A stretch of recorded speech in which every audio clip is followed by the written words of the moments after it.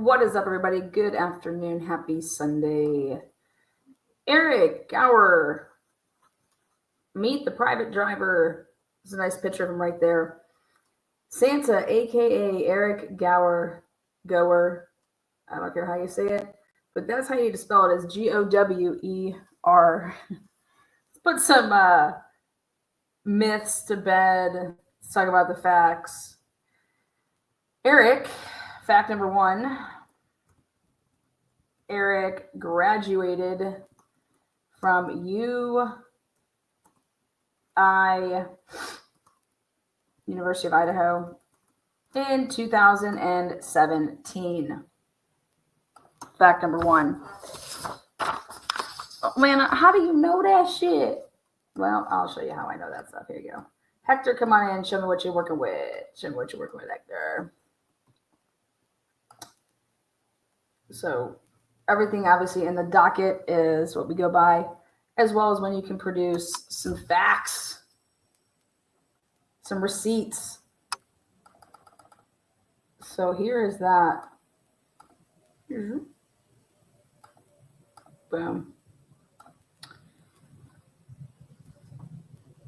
Class of 2017, congratulations. Okay. Class of 2017, if you look over recreation, BS in recreation, I'll zoom all the way in.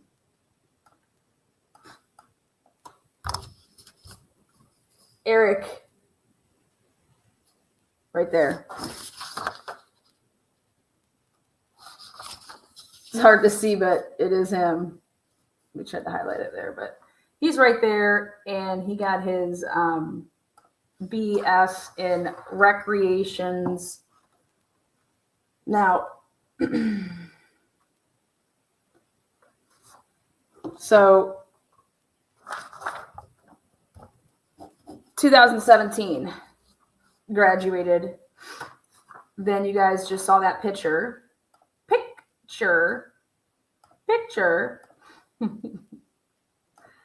Here he is playing Santa. Okay, and this made its way into the Moscow Police Department handbook manual. So, again, they didn't use Bill Thompson. I feel like the kids got screwed. And they go with Eric. Eric.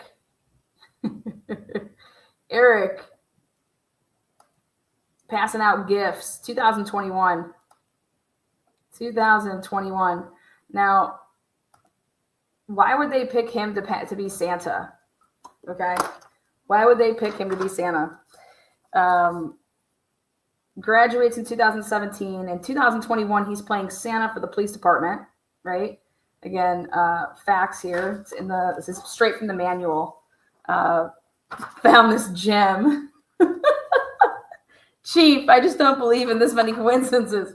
Let's talk about that. Let me tell you how I look at this. Okay, so those are just 2 facts there. He graduated in 2017, BS in recreation. Then he played Santa Claus for the police department, when I personally think that Bill Thompson should have been playing Santa. I mean, all those kids are getting screwed. But they go this route. And the police department has Eric, the AKA private driver. Now, those are just 2 facts. Add it to the docket, all right? So I thought about it, and Eric has to have a pretty good relationship with the police department for them to say that we're going to let some random dude let little kids sit on your lap, okay? Meaning they definitely have a background check on this dude already. All right, think about it. More importantly, you would think in a small community like that, what would make sense to me if I was at that police department and having to do with making some calls, we'd want to make sure that our students are safe. We know that kids are going to travel to go to bars and to drink, and let's get some guys and gals in a program where we have, instead of Uber, the whole Ubering with strangers or something like that, let's get like a system here in place where we vet these drivers in our area, and it gives the parents and the kids a sense of safety and security with, hey, these people that drive in the area, they live in the area. They've passed our background checks, shit like that. Doesn't that make sense?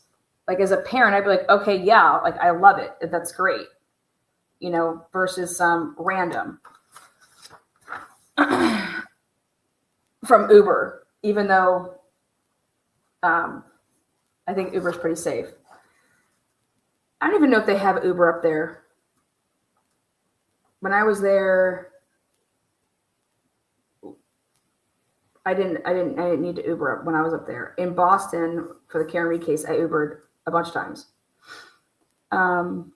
So now just think about that concept of the police department working with the school and having people that just a little, here, we'll put it up on our bulletin, and you get just like, you pull off the little tickets. Like, here, these are our safe drivers, or these are our, whatever the wording you want to use and say.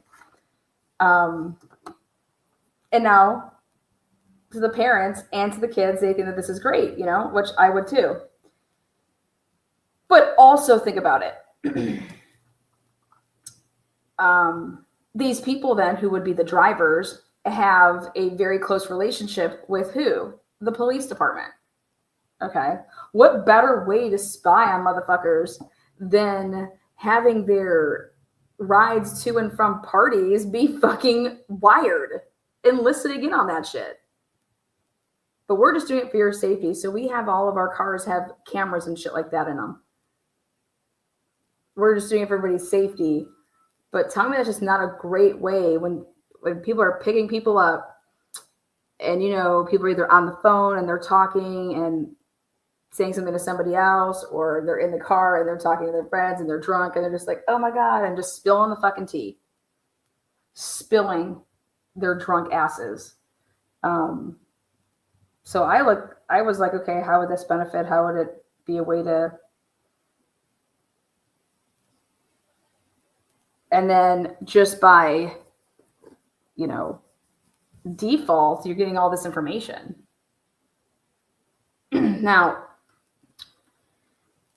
here's another piece of information is Eric has been on the payroll of the University of Idaho. We went and pulled all of the University of Idaho fiscal reports. Okay. So Eric in 2020 made, hold on one second. In 2020,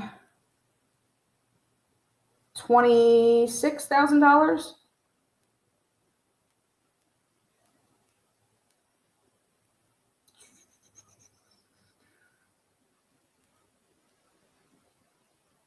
Let's see.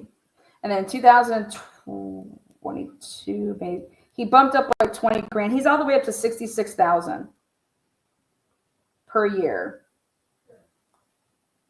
But he's also going to school.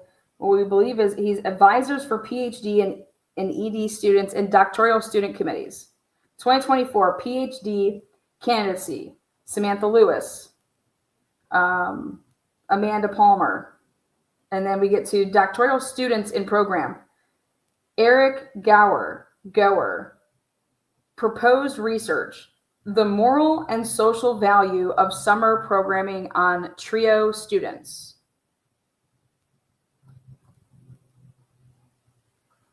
I'm like, what the fuck? TRIO students? What is this shit?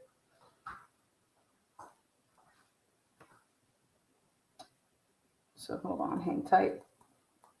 I want to make sure I have my year right.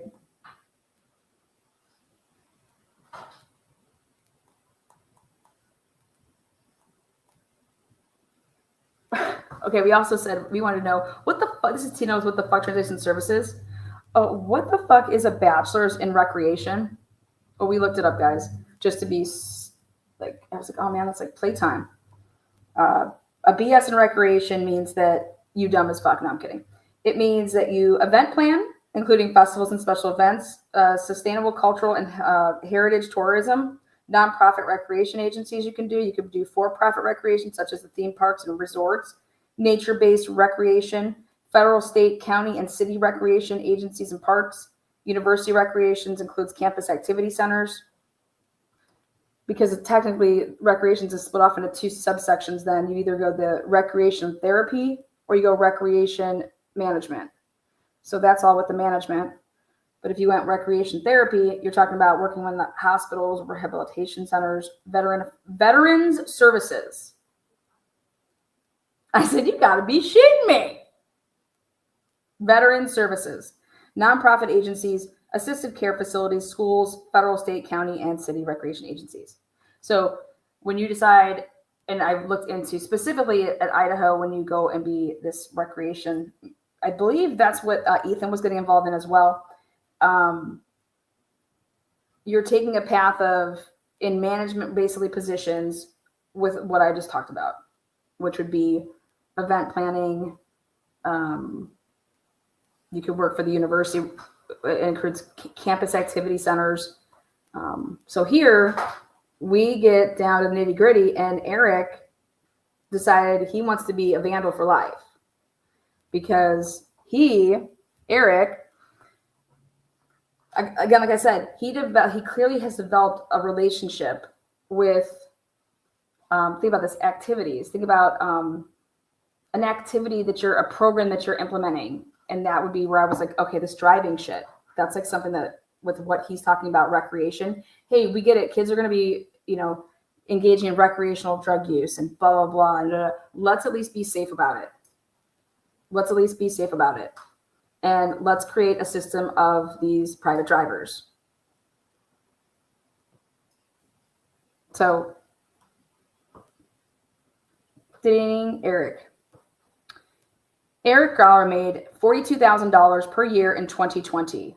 And he was featured, if you go on the University of Idaho, there's an operating budgets from the fiscal year of 2019 to 2020. And I pulled up, it's 147 pages. But if you go through it, you will come to what things were budgeted and people that are working there and their salaries and shit like that. So for example, you go to the University of Idaho, it's on page 32, and it says revenue generation budget, detail of salary allocation. So I went to that page and I was like, okay, let's see how much we're talking about here. And the president, for example, he spends, he has $45,000 or $48,000 worth of his total salary is exempt. I was like, okay, president, that's this. They have like this all broken down into like equity and then the University Communications and Marketing, then the UI Foundation. This is all under the president. Then we go to, where is his little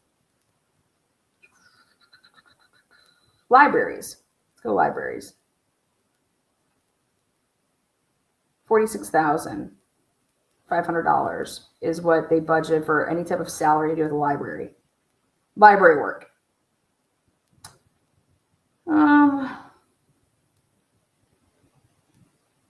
Now, College of Natural Resources, they spend a shit ton of money. 2019 to 2020, this was their budget. Well, here, I'll just share it on the computer so you guys can see. Over $970,000 per year. Let me go. This was I'm going to do the fiscal year of 2025, though, this one. I did 2019, 2020, and now here's the local funds operating budgets. You guys know me. I love numbers. So I was like, let's just see what's up with Eric. And this is where we found out Eric, $66,000 a year now.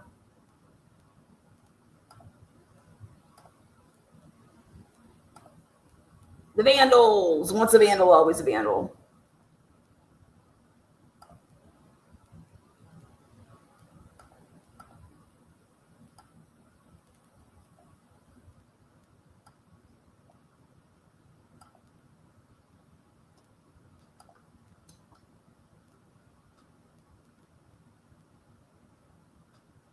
University of Idaho 2025 centrally allocated budget, program budget allocation by object.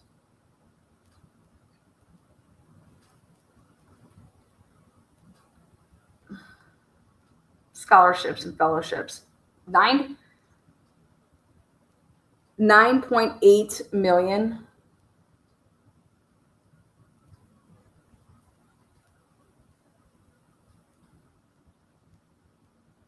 $1.6 million for athletics, the administration.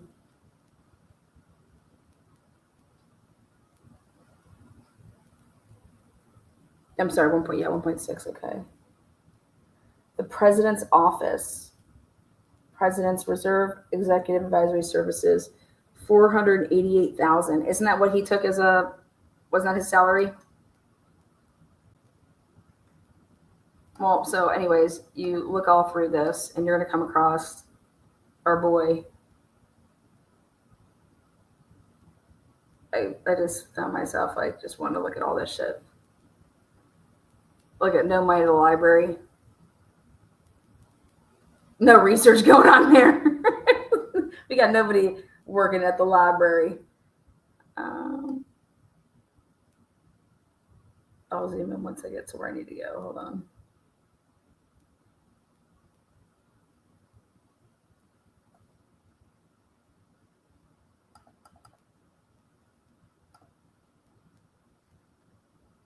The alumni office, just seeing how much they're. So the alumni office, $108,000. This doesn't even like. What does that even mean? $121,000. Advancement, alumni office. I don't know. Fucking no idea what that is. They got different locations.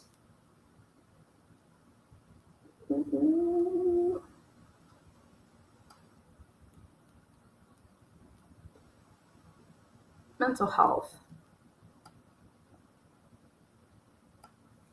Student affairs. Dean Eccles, here we go. Student Dean of Students Greek Life. Oh, here we go. Oh, here we go. All right, what do we got? What is this exactly for? University of Idaho Revenue Generating Budget. Budget Salary Report. Funds.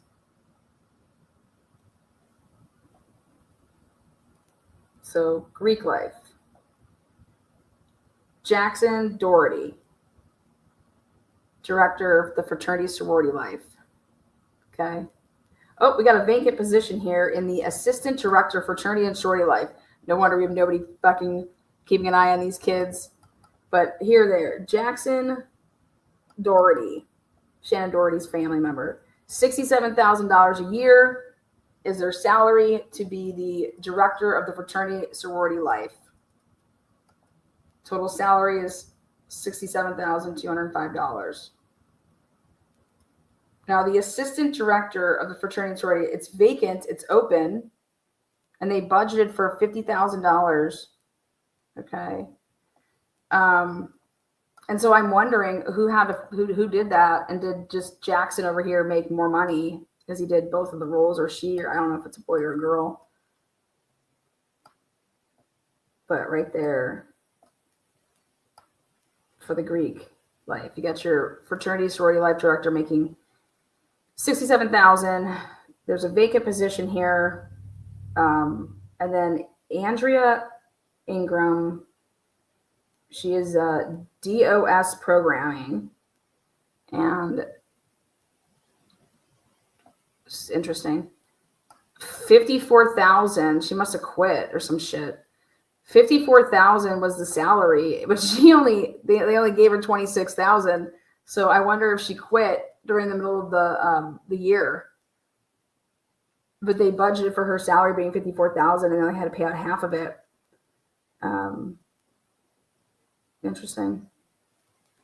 And then here they paid out 100%, but they said that the person, they said it was vacant. So look at this. This assistant director of fraternity and sorority life, it's vacant. Vacant. Well, then who the fuck did they pay the money to? And they paid out 100% of it. That's what it was budgeted at, is $50,000, and they paid it all out. Who did they pay it to? Because it was vacant. And that's what I'm saying. Did this person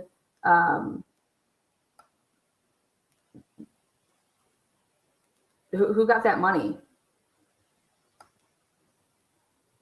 You guys see that? Just interesting when you fucking dig, man.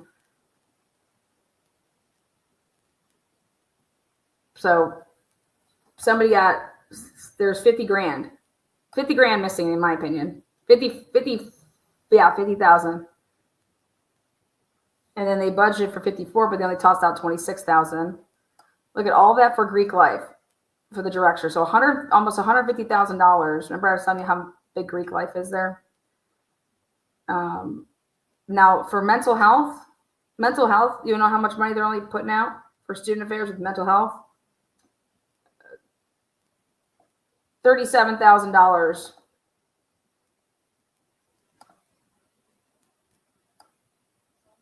Testing coordinator. So somebody's a testing coordinator there to test if people have counseling and testing support.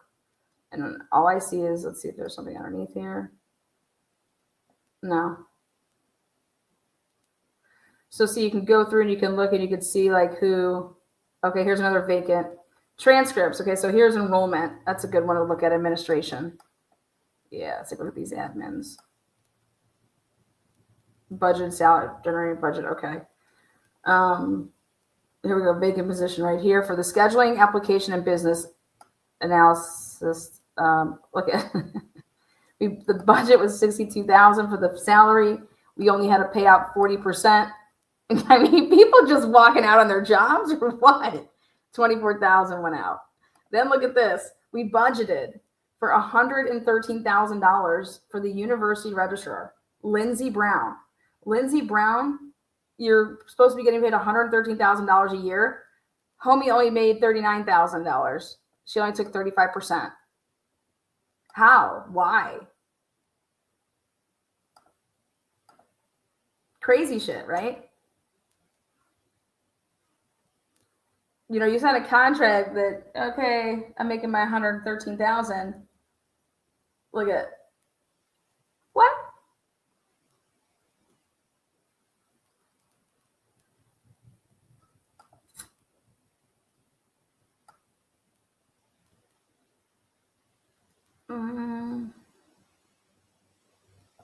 Let me see one other thing here at the beginning.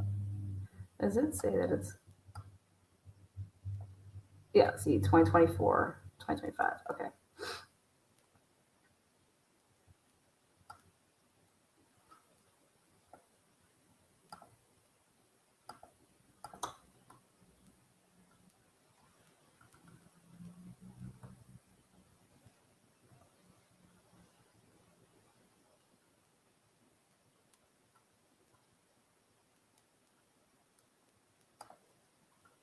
Greek life, student services, 117.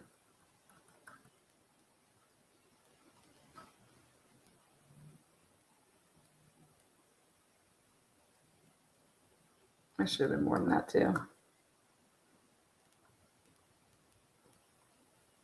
So this is all of it broken down, like without breaking it down. And then when you break it down to people,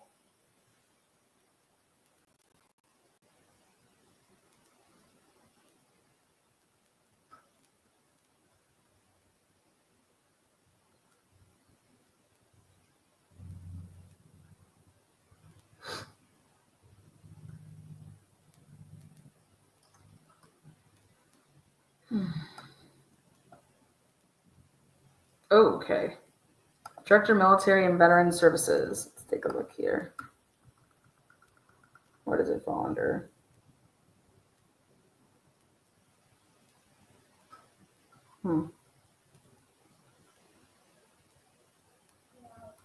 Vacant. Vacant.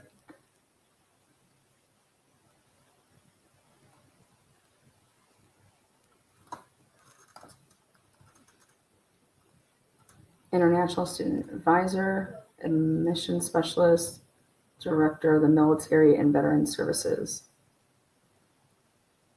Look at that. $84,000 was that position. 24,000.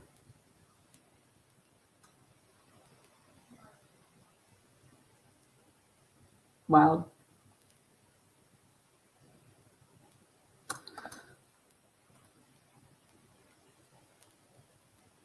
Executive Director of Institutional Effectiveness. Vacant. Vacant, but they paid out $165,000. Who got paid $165,000? It's vacant. Look at this shit. Student Support Specialist, vacant. Financial Coordinator, vacant. Facilities and Operations Manager, vacant. Managing Director, vacant. This is all the park, research park tenant income, harbor center maintenance operation. This is an outreach program. But look at, if you go over here, all these vacants, fucking paying all this shit out. Who are they paying that money to?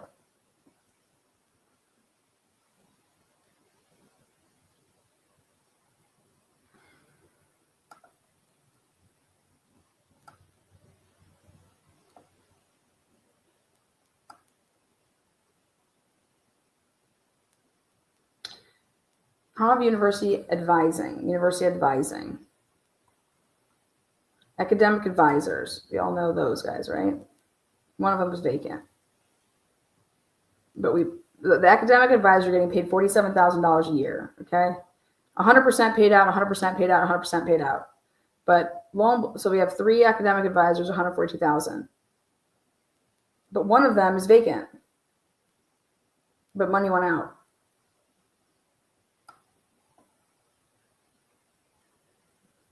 Oh my God, Cynthia Barnhart. I was looking for her. Yes, you guys know who Cynthia Barnhart is, right?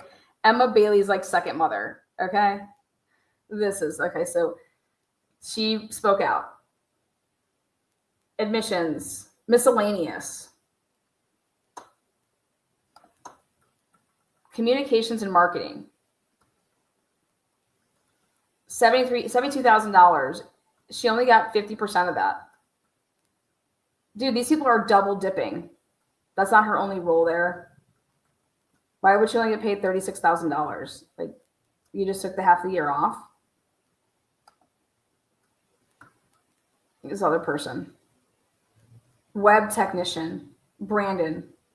$21,000 is all he made that year. Fuck out of here. I don't believe any of that shit.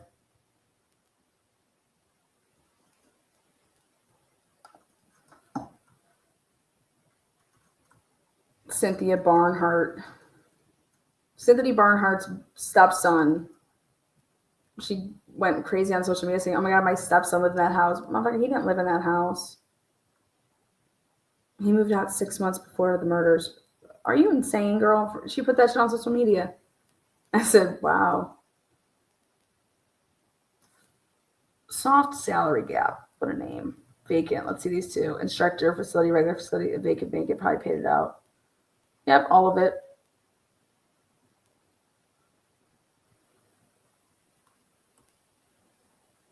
Vacant. What's this one? Wildlife. See, this is McCall Field Campus right here. College of Engineering. Vacant. Probably paid it all out. Oh, no, only $25.95 up. Who got paid that money?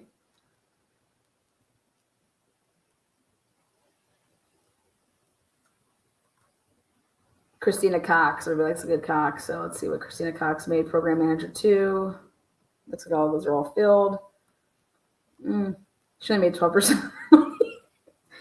Damn. The assistant professor here their salary is $7,000. Was that like a TA position? Program director? Not doing all the people's work and getting paid $7,000. Fuck that. Vacant. Oh, what's this all about? Media prep. Veterinary. But we don't got anybody working there. Oh, paid out money though. $29,000. Nobody worked a damn day. Fucking A, man. I don't even know what they're doing over here in Idaho. Wouldn't you be like, what is this? What is this? What is this? What am I reading? Please explain to me. Okay, so let's go look a little lower here. Look at some better shit. No wonder everybody's loving Scott over there. He's like, yeah, man, look at how much money we're up this year. Blah blah blah. Well, we're just cutting all these positions. Jazz Festival, soft salary right there. Look at all these vacancies. Arts and science. Fuck the dean. Fuck the dean. Fuck English. Vacancy. Oh God. Finance and administration.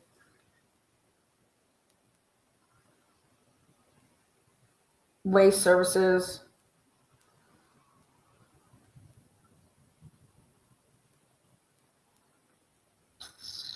Events. What do these people do?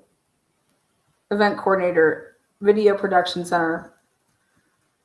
So how much money are we talking about for these jobs? All of it's out. Okay. These are $35,000 a year for $47,000. There's $55,000 or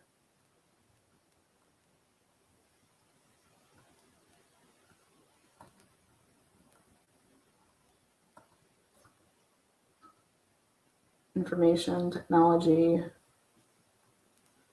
university research. Okay, here.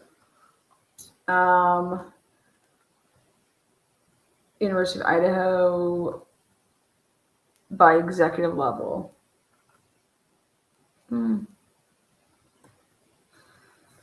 Student affairs, the dean of students.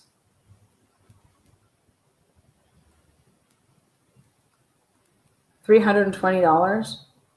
Those expenses, travel, other expenses, fund.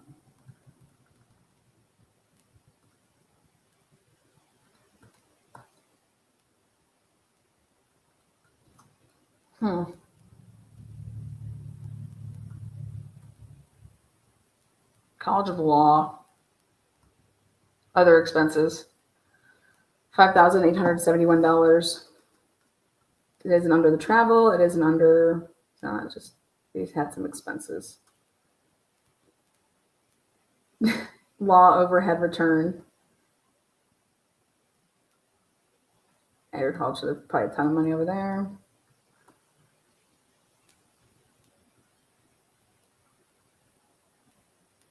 Okay, so salaries for all of that. Research. $5 million. $5 million. What's this?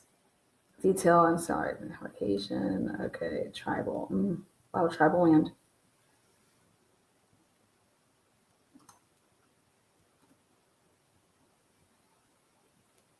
Anyways, sorry, I could just like look at this stuff all day. Bottom line is we'll go back to Eric here. And Eric, so we believe now he's in some doctoral student. He's a doctoral student in a program at a University of Idaho. And he proposed, his research proposal was the moral and social value of summer programming on trio students. I was like, what the fuck is that? So I looked it up. It's like this.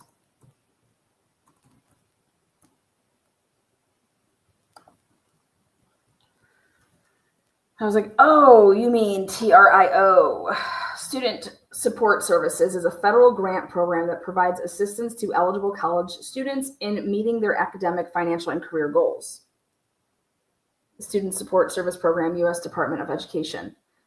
The purpose of the Student Support Service Program is to increase the number of disadvantaged low-income college students, first-generation college students, and college students with disabilities in the United States who successfully complete a program of study. You know, that's the federal. So that's, I was like, now I gotcha. So he is in 2024, he was in the doctoral student. He was a student there in the University of Idaho. In 2020, 27,000, and then he bumped up to 67,000. So he has been involved with the university since he graduated. All right. I have no idea how he would ever know the Gonsalves family. People are writing about that, don't know. But what I think is interesting, and I think it kind of goes hand in hand, that Eric has a really good relationship with the police department.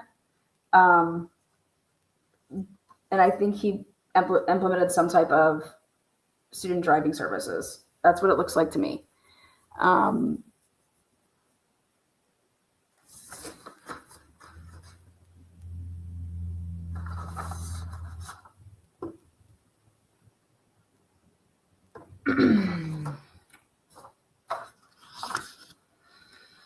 So there's more.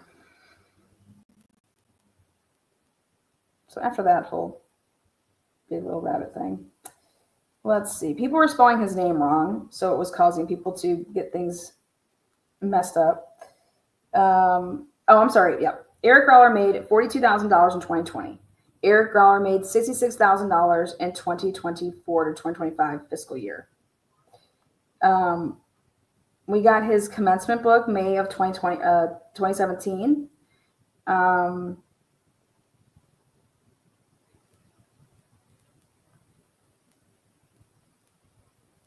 Eric Gower is the program director for that TRIO. So that was in 2020. He uses, so this is how, I'll print this out for you guys. You have to like click on the shit, otherwise you'll totally get, wait. Yeah, this one, please. When you click on these people, or you click on the email,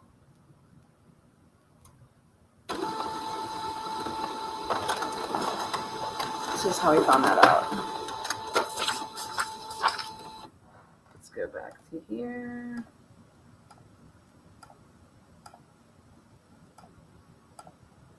So Eric is all up in the school. He is the program director.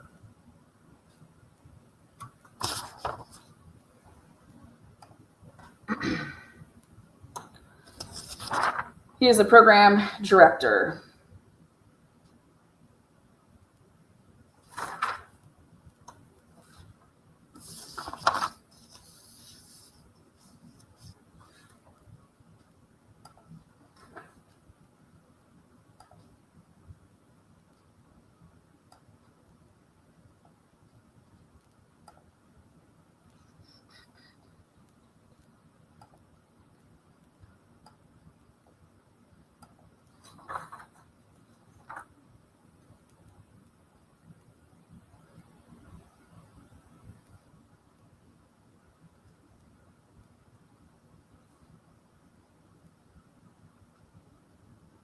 I personally don't believe that the Gonsalveses had ever met this man prior to, or ever talked to him prior to the homicides.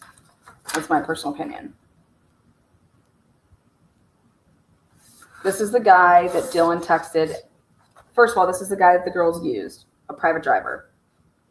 Dropped them off at 1:56. Then Dylan texts him at 2:10 saying, "Are you still driving?" He responds at 2:13. Okay. Then come to find out, he plays Santa. 2021, he was having little kids sit on his lap. That means there's no doubt in my mind that he would have he would have to be really, really well connected with the police department. Okay, the police department's just not yanking people off the street to say, hey, will you come play Santa for us? Okay, let's get real.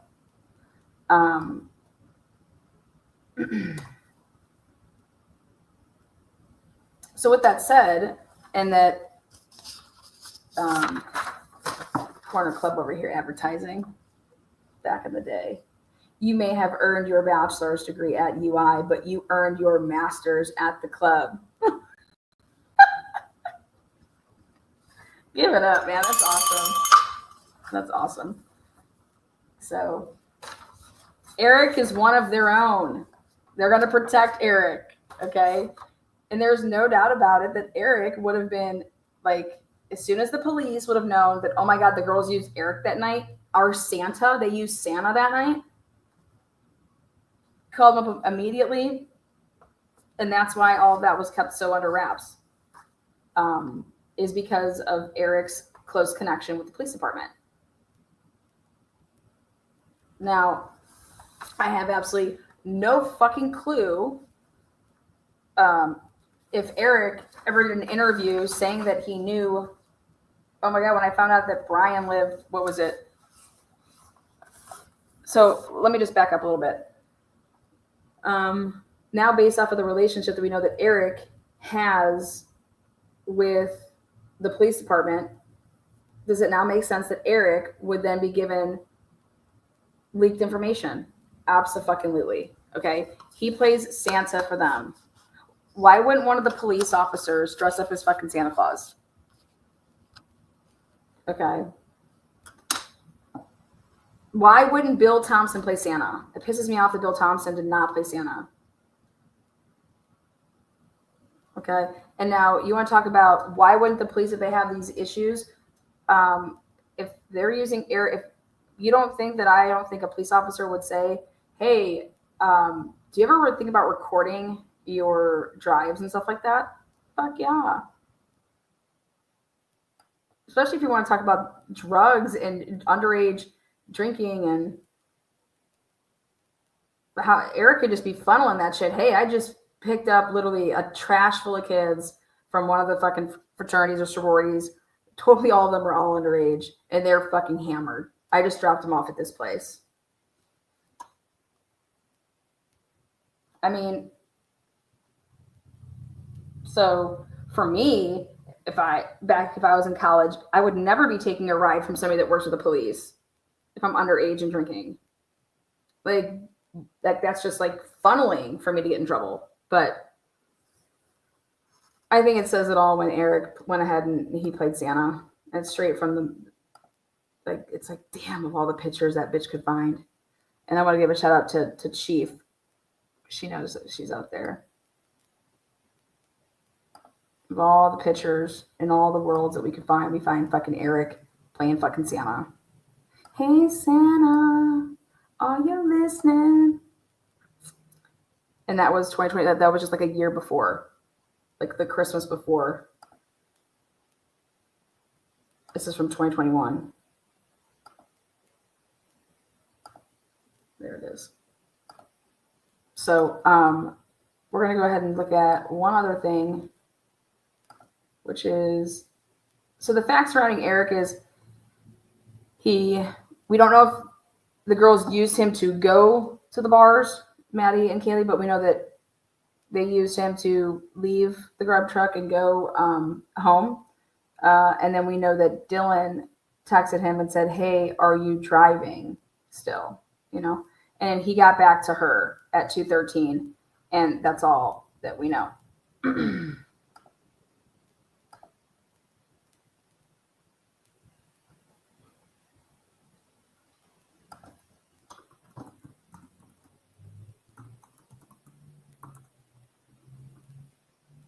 Now, JLR.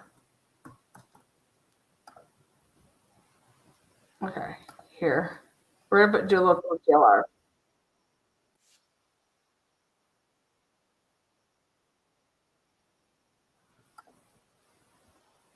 Driver was that took Kaylee and Madison home during those early morning hours right before the murders happened. Everyone is wondering, who was that private driver? Well, I found out the name of the private driver, and I found this out via the probable cause affidavit by Brett Payne, a unredacted version of it. I'm in possession of an unredacted version of the affidavit of probable cause affidavit that Brett Payne submitted seeking the arrest of Brian Colbert. Where do you think he got that from? But it names the private driver, and I want to share some information about the private driver, just so you guys know. The private driver also gave a media interview about his thoughts on that day and what he's going through, but they kept him anonymous. But I want to share who this person is. His name is Eric Gower. Eric Gower. So this came from the probable cause affidavit submitted by Corporal Brett Payne. This video was captured by law enforcement. A private party, Eric Gower, reported that he provided a ride to Gonzalez and Mogan at approximately 1:56 from downtown. Look at these. Look at this. That is not how he spells his name. So who would have mistaken and spelled it wrong? The police. The police put his name down as that. Now, either, sometimes when you're typing something up, you get, what do you call it? Auto-corrected. Okay? But his last name is not Grower. All right? It is this. Gower.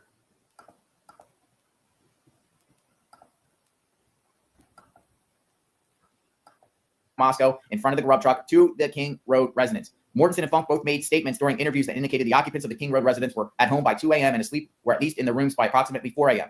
So he also lists Mortensen and Funk by name instead of initials in this unredacted affidavit of probable cause I have in my possession. Eric Gower, the private driver that took Kaylee and Madison home from the grub truck. Who is Eric Gower? Well, it looks like, according to Facebook, his public post, that he works for a organization in Moscow called Bridge, Idaho. It's some sort of positive outreach organization. See, he gets it right there. See right there? He got the right person.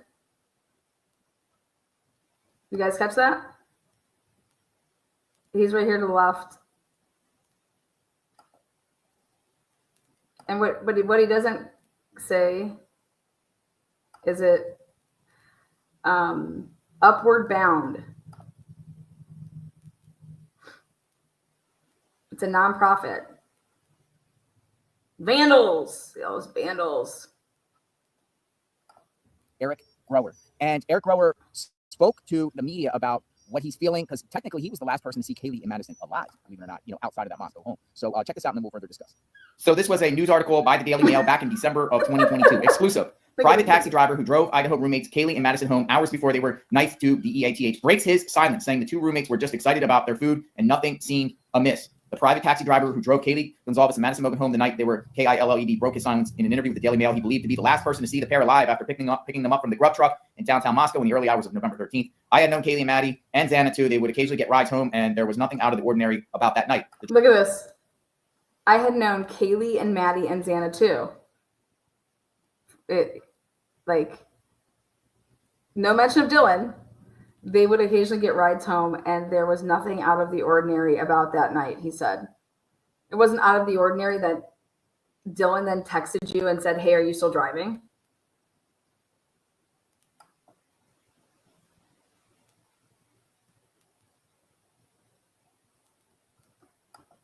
The driver spoke on a condition of anonymity, said he's replayed the night a million times over, but can't recall anything that was amiss. Can't recall anything that was amiss, man. Dylan texting you at 2:10, and you responding to her at 2:13.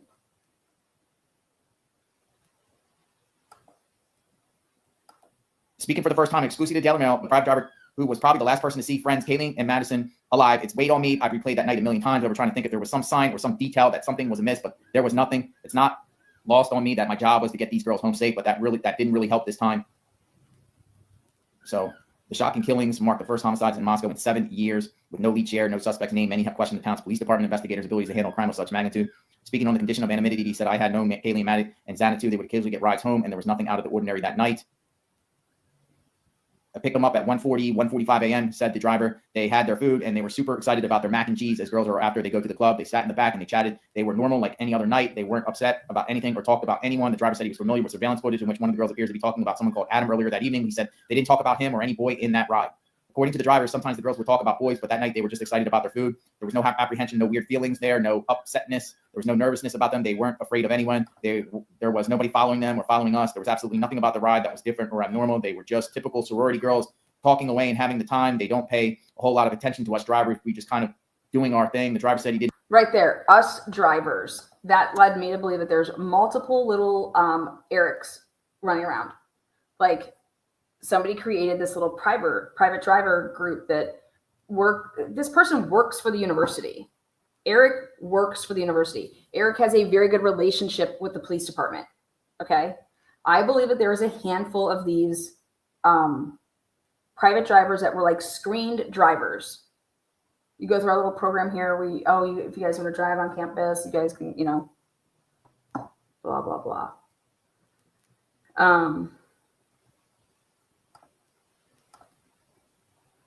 Didn't pull right up to the door of the girl's house, stopping instead on the street out front. He said, right there. Hold on. Didn't pull right up to the door of the girl's house, stopping instead on the street, walking away and having the time. They don't pay a whole lot of attention to us drivers. We just kind of doing our thing. The driver said he didn't pull right up to the door of the girl's house, stopping instead on the street out. He didn't pull right up to the door. Like, well, no, you would never pull up right to the door because it's like the way the house sits back. Okay. So listen to this part.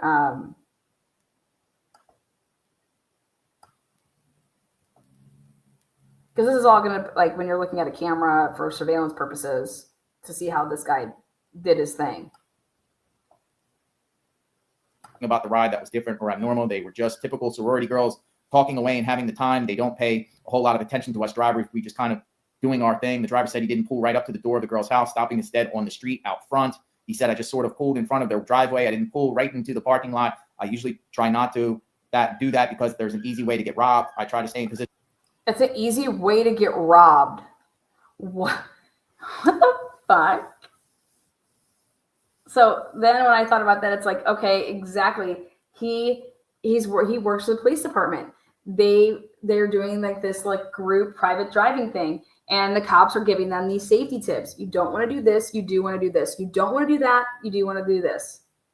Where he would get that from is a police officer helping them with, these are the do's and these are the don'ts.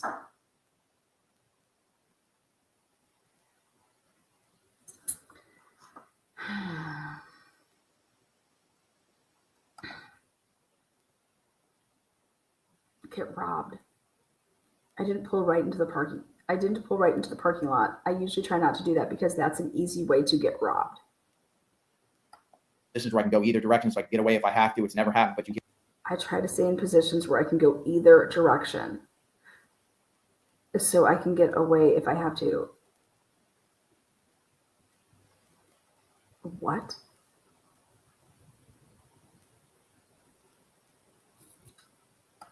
hear about these things. But on that night, he said he felt no threat. In fact, he said, I didn't watch them go all the way in. There was the two of them. It's a relatively safe split place.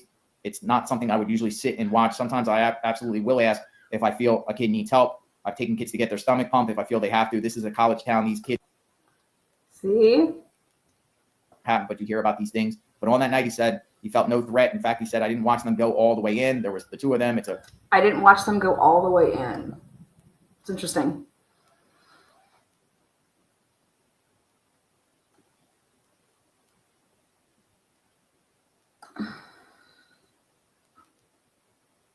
Relatively safe split place. It's not something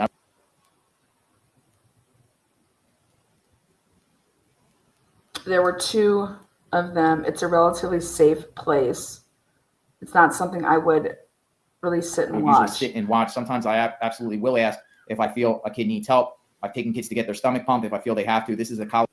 So you're expecting to pick up, yeah. And see, like, that makes sense to me even more so with this whole police thing. Like, we want somebody paying attention to when you're picking up a kid.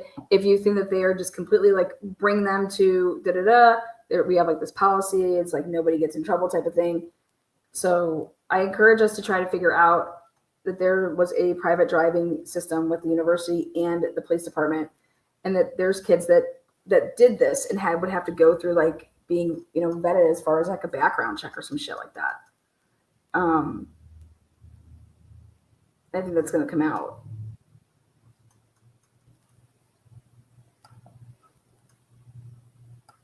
college town. These kids are just.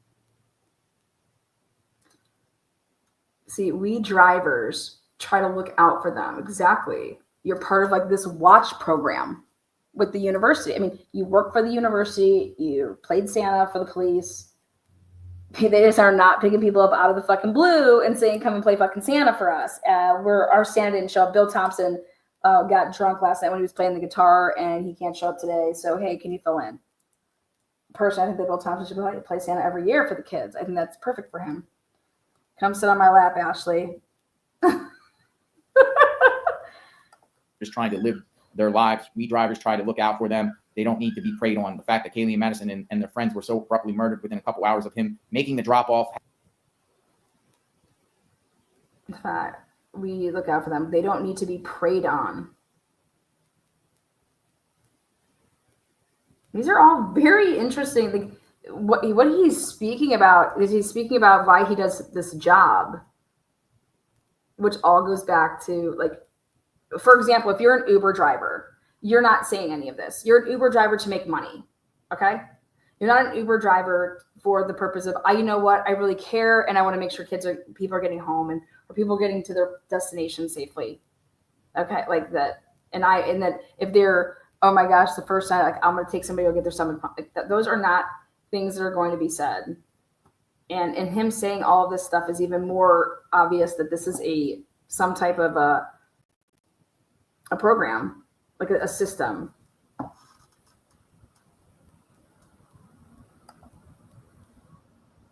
Has the driver. But for him to say that there was nothing out of the ordinary, think about that then too. So it wasn't out of the ordinary that Dylan then, after just dropping off, that Dylan then called you or texted you rather, and then you texted her and she never texted you back. That wasn't out of the ordinary. I said, you know, at 2:30 or 2:13 when you try to text them back, I think that you would be showing the police officers and saying, look, she actually texted me at 2:10, this girl. And she I wrote her back at 2:13 and then she never wrote me back. So maybe you need to look into it being, you know, what was going on a little bit earlier.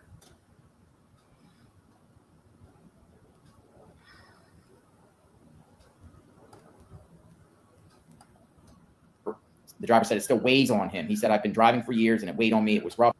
I've been driving for years. Yeah. Can't wait to hear about that. Did he say I play Santa? People sit on my lap? To think I was one of the last people to see them alive. When I saw the news on Monday, it occurred to me I was in that neighborhood, but that was before they released any names. As soon as I. Oh my God. So listen to this now. When I saw the news on Monday, it occurred to me I was in that neighborhood, but that was before they'd released any names. They released names on Sunday.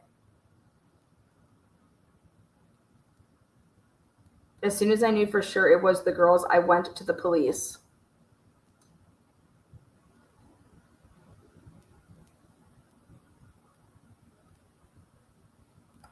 I knew for sure it was the girls. I went to police. He said he was swiftly eliminated from inquiries. I provided officers with a wealth of digital data and the time received from the Taco Bell, to which he told you guys he went to Taco Bell. That's why I've said,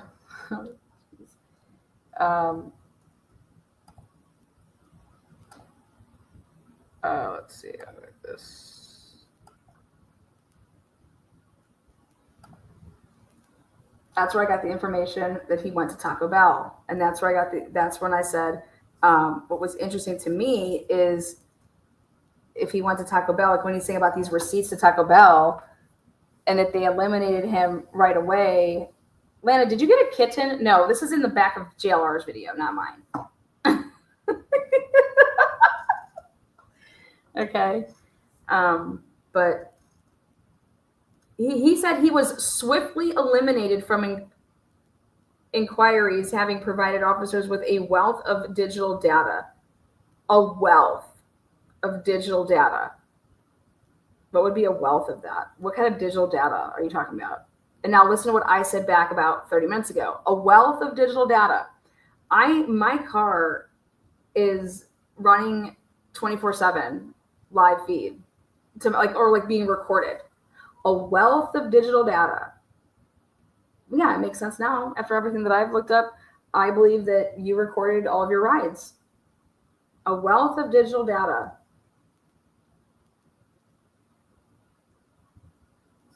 This is a guy that plays Santa for the police department. Do you understand that that is like, hey, if you're going to, he's been driving for years. Yeah, exactly. And you're feeding us a wealth of knowledge about these kids and when they are underage and what they're doing and who they're with and drugs and drinking and all of this stuff. What better way, like I said at the beginning of this video, than if you have people that are these private drivers that are providing information to the police departments. Hey, we're going to keep you safe. And, especially if you come to find out that it's free, if this service is fucking free, I can't wait to find out if this service costs money or not. Because if this service, I want to know who pays him. Who pays Mr. Driver, Eric? When it comes to find out that the police possibly pay this or the university pays this. But we know that he doesn't work for Uber. He doesn't work for Lyft or anything like that. Okay. All right. No way this boy is not getting paid. I'm just curious how he set this all up because how would anybody find out about Eric? Okay. Think about it. Hey guys, I just drive for myself. You guys should just trust me. Here's my card if you guys ever need a ride. No, they created some type of a program. And I can't wait to look at it. So I'm scouring through these documents to see where I can find if the university set up a program, if the police department set up a program,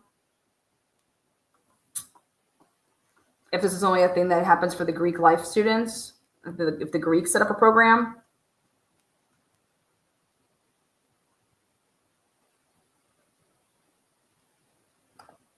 Yes, thank you, Murky. Please be respectful and just listen for the info. Yes. Yes.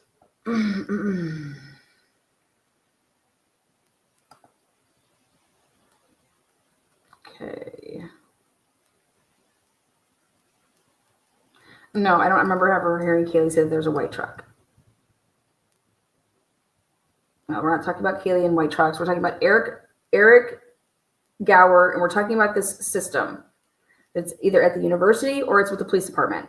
You don't just have private drivers on fucking college campuses and people find out about that and not say, wait, why aren't you working? Who do you drive for? They'd want to know why Eric is, who are you private drive for yourself? That's weird. It's all going to come out. And for him to just come out and say oh yeah, I'm totally cleared and the fucking cops, I give him all this digital data. What are you talking about? What digital data are you talking about? Oh, here's the text message I have from them texting me saying, hey, are you driving? And by them texting the way that Dylan just did, there was no setting up an app that she hit and said, I need a ride. Okay. Dylan didn't go on no app and hit for a ride or anything like that. Are you still driving? What did Dylan want at 2:10 in the morning? Did she want food? Did she want a ride? Why the fuck would Dylan ask him if he was still driving? It's because you want something. And then he responds at 2:13. And just what's on the docket right now is we have no idea if there was any more interaction. It just stopped for the docket as far as facts. Now go back to playing. Went after dropping the girls back home. In the weeks since the murders he watched, he said, with this man, police have shared little information and families of the victims have grown increasingly impatient. He said, I took about a week off driving when I just stepped back from it all. Those kids deserve justice and they're not getting. I took off a week. In the weeks since the murders he has watched, he said, with dismay, as police have shared little information and the families of the victims have grown increasingly impatient. He said, I took about a week off driving. when I just stepped back from it all. Did you take a week off of working at the university? He worked at the university. He was also in some program with school. Those kids deserve justice, and they're not getting it. It feels to this community like the police aren't even trying.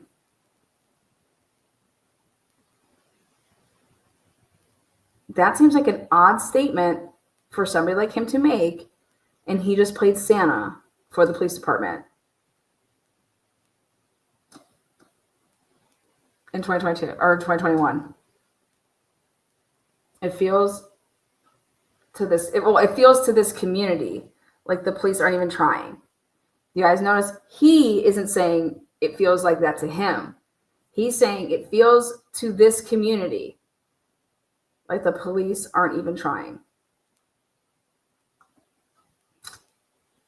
It feels to this community like the police aren't even trying. So there you go. This is Wait, damn everyone it! is wondering, Why who didn't was you that go private- further? I'm gonna have to look this up, JLR. was a miss. Back and they chatted. They were normal like any other night. Damn it! I need you to Have read to, that it's never last happened. Did you hear about paragraph. these things? But all they released any names. As soon as I knew for sure it was the girls, I wondering if the Right link there, I think I could stop it though. Eric Pause it. Gower. Let me know what you think. And he remained anonymous. Damn it! Hold on. He remained anonymous until I just outed him. It feels to this community like the police aren't even. Right there, got it.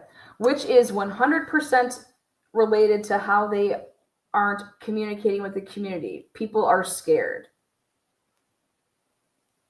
Most of us have very little faith in the MPD. We can't tell if we are watching qualified investigators who have a handle of the situation or if they are completely at a loss and grasping for straws. JLR, why didn't you continue, man? Trying. Moscow police have pushed back at the suggestion that inexperienced officers, the lead investigator has only been a cop for So there you go. 2 years. I'm going to have to pull this shit out myself. Damn. So what do you guys think? What do you think? Eric, what kind of witness is he going to make? The reason I think Eric's going to be interesting is because he said that nothing was amiss that night. So Dylan normally texts you and asks you what you're doing, and then she just goes MIA.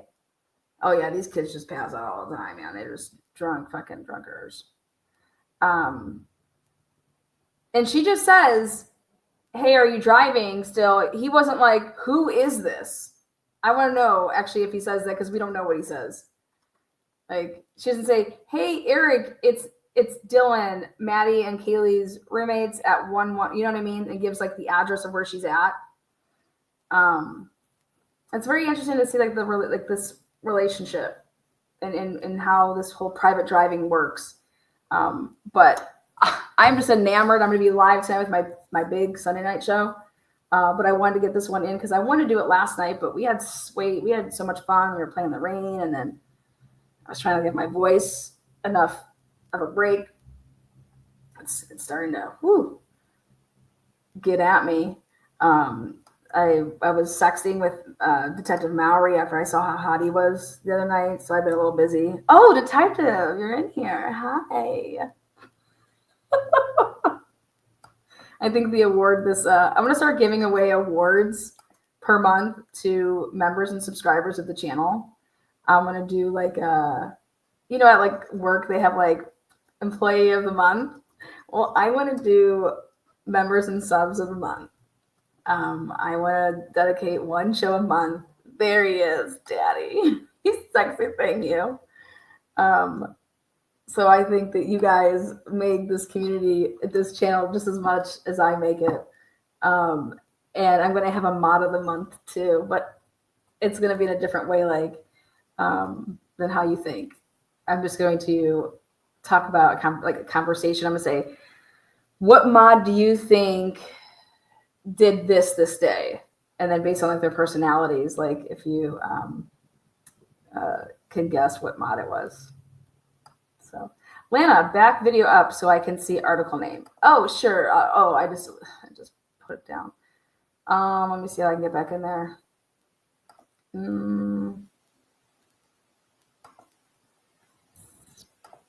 It's the Daily Mail one.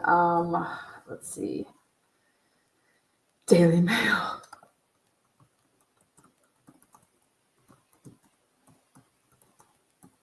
Jailer investigates. Oh, here it is. It's Eric Gower, private driver. For Kaylee and Madison. Are you talking about, you want me to pull up that article part at the beginning? Does he show it like top? Okay. He does show it. Hold on one second. I'm not.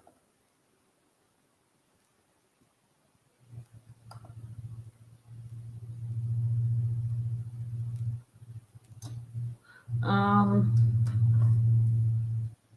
don't know. I'll find it. It's fine.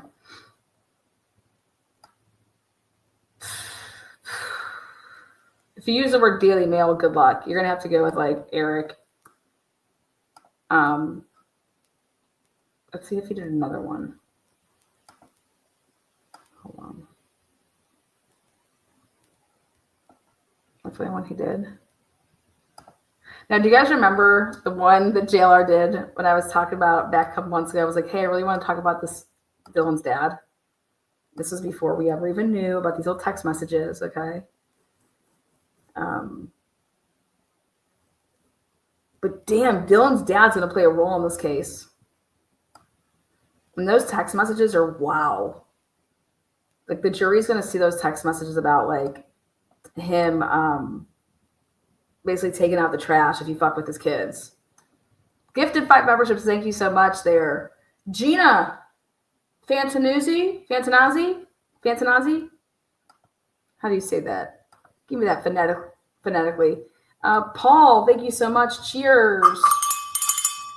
Karen, 20 members turning green, or 20 subs turning them green. Cheers. Sister Stylist, WSU B Cam. With Knife Chick said she ran out. DM not there. What? Bam. I don't know.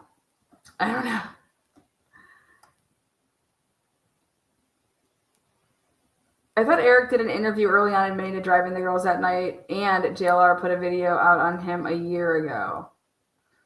Go Lady Huskies all the way. Did they tip off? No, isn't it at 6? You got me scared now. UConn's taking on South Carolina. Oh my God, wait, what? I gotta go. Why do you think this game was at 6:30? Fuck, why are they screwing us?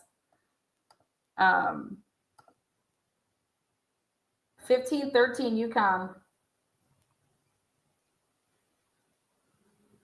All right, it's on now. As anyways, I want to keep it right in an hour. Thank you guys so much. I will put in my community post section the 2 fiscal reports from the 2 different years. You guys dig on through them, see what you can find out. But yeah, Eric, 100% works for the university, in schooling with the university, graduated 2017. Very good relationship with the police department. Interesting how he talks about the police department then in this interview. And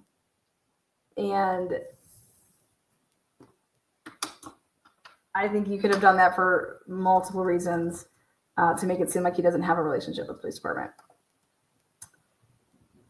But he definitely played Santa it was in the, you can't make it up. It's right there. There he is. He's Santa. So take care, guys. We'll see you on the flip side. Peace out. Join me back tonight. I think I'll have a guest. Good night.